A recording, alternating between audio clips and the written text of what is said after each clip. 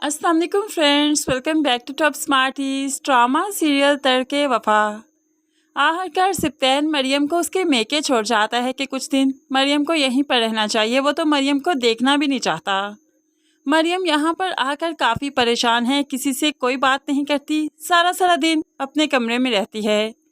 नजीब बेटी की यह हालत देखकर बहुत उदास, बहुत परेशान है। आज रात को तो नींद भी नहीं आ रही। ज़ोहरा जब अपने शौहर को कमरे में ले जाने के लिए आती है तो नजीब कहने लगा, भला उन माँ बाप को कैसे नींद आ सकती है जिनके बच्चे इतने परेशान हों। और ज़ोहरा तुम तो जानती हो ना, मरियम मुझे बहुत अजीज़ है। उसकी ये चुप मुझसे देखी नहीं जाती, उसकी आंख के आंसू मुझसे बर्दाश्त नहीं हो रहे। आखिर मैं ऐसा क्या करूं कि वो पहले जैसी हो जाए। दूसरी तरफ सजीला जो फितरतन बहुत अच्छी इंसान है, किसी का बुरा होते नहीं देख सकती, अपने अल्लाह से हाथ जोड़कर गिरा कर अपने भाई की खुशियों की भीख मांगती है। तो दूसरी तरफ सप्तैन भी बहुत शर्मिंदा है सजीला से।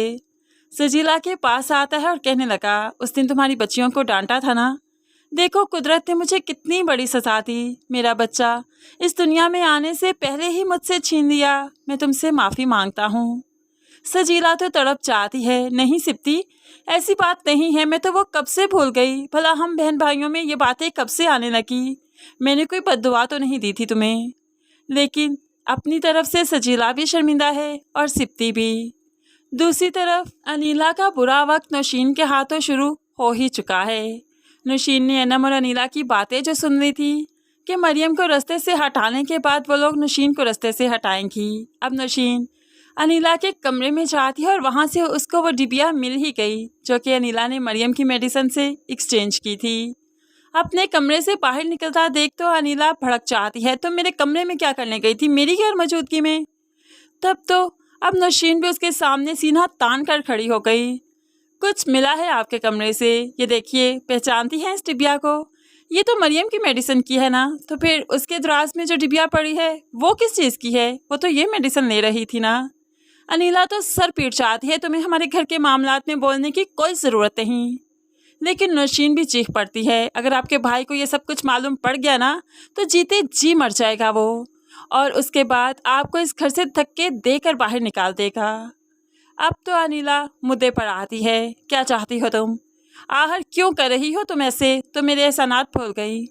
तो यहाँ पर नौशीन भी अब अपनी बात सामने रखती है, सिप्ती से शादी करना चाहती हूँ। मरियम तो उसके रास्ते से हट चुकी, मैं चाहती हूँ अब मेरी शादी अब सिप्ती से करवा दे, वरना उसके सामने वो कुछ बता दूँगी जो आपने कभी सोचा भी नहीं होगा। क्योंकि आपको जितने नज़दीक से मैं जानती हूँ, मुझे नहीं लगता कि आपके बहन भाई भी आपको जानते होंगे। इसलिए आपकी भलाई इसी में है कि सिप्ती को मेरी ज़िंदगी में ले आएँ, उसे मेरा शरीके सफ़र बना दें। अब तो अनीला इतनी आसानी से हार नहीं मानने वाली।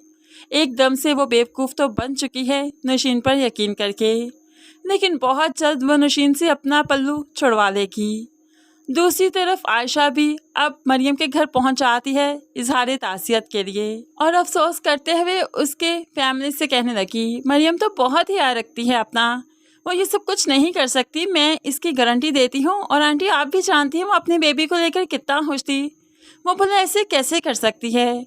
मुझे नहीं लगता कि उसने ये सब कुछ किया, इसके पीछे ज़रूर कोई ना कोई राज है। अब यहाँ पर मरियम की फैमिली भी ये जानती है कि मरियम ये नहीं कर सकती, और दोस्त भी, लेकिन पता नहीं क्यों सिप्ती को समझ नहीं आ रही।